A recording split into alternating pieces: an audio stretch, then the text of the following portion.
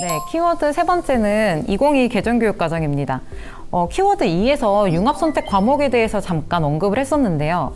2022 개정교육과정에서의 과목의 구성은 어떻게 되나요? 네, 금방 말씀하신 융합선택 과목은 기존 교육과정에서 없던 이제 새로운 이제 분류라고 봐야 되겠습니다. 기존에는 보통 교과, 전문 교과가 있었습니다. 이번에도 역시 똑같이 보통 교과, 전문 교과가 있고, 그다음 보통 교과는 기존에 공통과 선택, 이번에 역시 공통과 선택 그대로 있고요.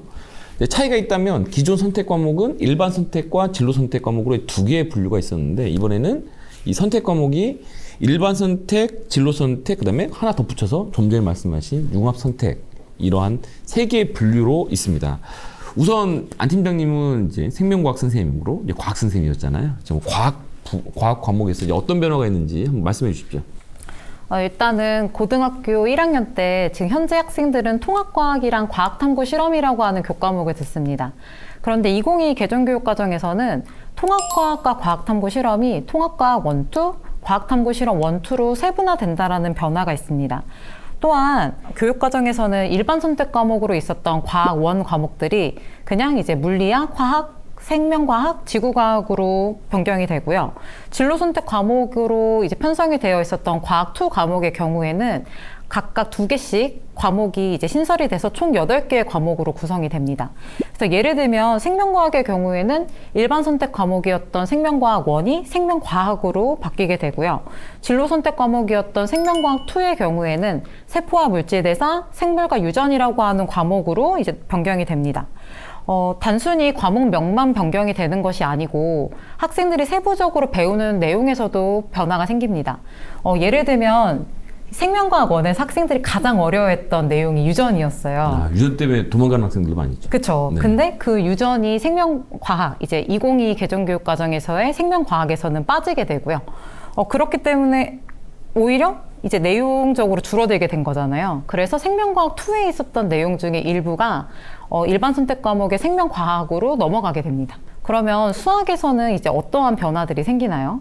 네, 수학의 경우도 보면은 항상 교육과정이 바뀔 때마다 이름이 많이 바뀌어요. 이번에 좀 바뀌는 게 있는데, 지금 이제 바뀌게 되는 게 이제 수학 상하, 이렇게 원래는 그냥 수학인데 편의상 수학 상하로 구분되어 있던 게 바뀐 걸로는 우리가 공통 수학 1, 2. 여기서 숫자 1, 2는 1학기에 배우는 것, 2학기를 배우는 거지 이게 어떤 순서상의 위계가 있는 이제 그런 건 아닙니다. 그럼 뭐 과학도 마찬가지인 거고. 그래서 1학년 때는 공통 수학 1, 2로 이제 되는 거고, 이제 2학년 때, 3학년 때 배우는 과목이 이름이 좀 바뀝니다. 그래서 기존 수학 1이 대수로 바뀌고요. 그다음에 수학 2가 미적분 1으로 바뀝니다. 그다음에 확률과 통계는 그대로고. 그리고 이제 미적분이라고 하는 게 이제 기존엔 미적분이 이번엔 미적분 2로 바뀝니다. 그리고 기하가 또 역시 기하로 가고, 제가 이제 과목 이름만 바뀌었다라고 말씀드린 이유는 뭐냐면, 물론 단원상의 이동도 일부 있습니다. 뭐 최근에 빠졌던 행렬이 고등학교 1학년 과정으로 일부 가볍게 내려오는 건 있지만, 나름대로의 1학년 내에서는 과목의 순서는 좀 바뀐 건 있는데, 2, 3학년 때 배우게 되는 대수, 미적분 1, 확률과 통계, 그 다음에 미적분 2, 기하는 모두 다 거의 그 순서, 그 내용 그대로 거의 갑니다. 물론 기하는 내용이 공간 벡터라고 하는 내용이 어려운데 그게 다시 일부 돌아오는 게 있어요.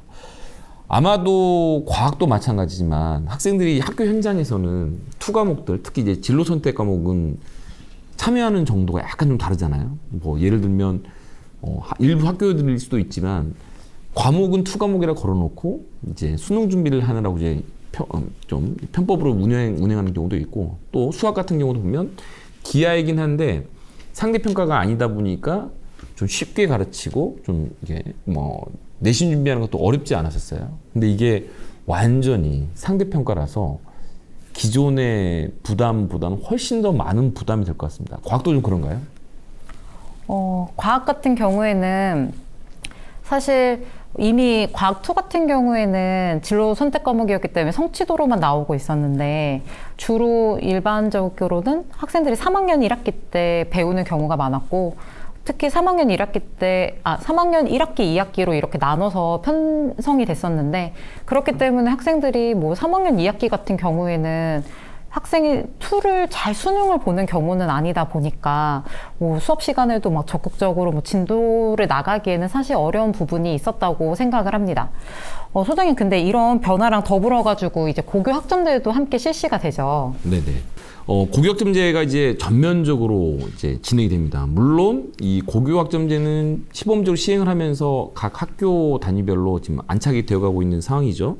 고교 학점제는 정리를 해보면 학생이 이제 기본적인 기초 소양과 기본 학력을 바탕으로 그다음에 자기의 꿈, 진로와 적성에 맞춰서 과목을 선택하고 설정해 놓은 이수 기준에 도달한, 그래서 학점을 취득해서 결국은 이제 졸업까지 하는 이러한 제도죠. 우리 뭐 둘이 이제 같은 학교에 근무한 적이 있었습니다. 그래서 이미 선택형 교육과정 이제 경험해봤죠. 네, 그렇습니다. 저도 생명과학 교사로 근무할 당시에 학생들이 어떤 질문을 굉장히 많이 했었냐면 자신들의 진로가 있고 그 진로에 맞는 대학을 가기 위해서는 어떠한 과목들을 이수를 해야 되는지, 그리고 그게 어떠한 순서대로 들어야 되는지 이런 로드맵을 설정해 주는 거를 굉장히 많이 했던 것 같습니다.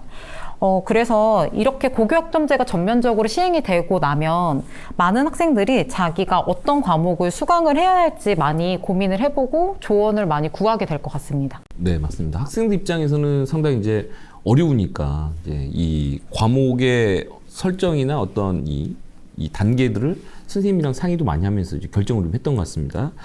당연히 뭐 입학하면서부터 고등학교 1학년 때 내 진로와 적성이 어떤지에 따라서 과목 선택해야 되는데 이제 우려되는 게 있죠. 상대 평가로 다 바뀌게 되니까 이제 보통 우리 이게 학교에서도 느꼈던 건데 어떤 일이 있을 수 있죠? 이제 이게 상대평가여서 내신 등급이 나오게 되면 학생들이 그 과목을 수강을 하는 걸 굉장히 부담을 느껴요. 네. 그렇기 때문에 자신의 진로에는 혹은 자기가 이 과목을 듣고 싶은데 선택자가 적게 되면 내신 등급을 받기가 어려우니까 이제 그 과목을 선택해서 수강하는 거를 포기하는 경우가 나오게 되더라고요. 하지만 이런 경우에는 학생이 학생부 종합 전형으로 대학을 지원하게 될 때 사실 서류 평가상에서 좋은 평가를 받기 어렵다는 점을 학생들은 염두를 잘 해봐야 될 것 같습니다. 네네. 이게 기존 9등급제면 가끔 이제 등급이 안 나오는 소인수 과목의 경우 그런 경우도 있는데 9등급제보다는 5등급이면 그래도 등급이 아마 잘 나오긴 할 건데 그럼에도 불구하고 이 내신을 상대평가를 한다는 건 학생들 입장에서는 매우 부담을 가질 거고 그래도 아무래도 조금이라도 덩어리가 큰 그래서 내 진로 적성에 맞게끔 특화되어 있는 과목을 선택하기보다는 조금 더 원활하게 등급을 따는 과목을 좀 찾아가지 않을까 그런 쏠림 현상도 일부 좀 걱정이 되는 게 사실인 것 같습니다.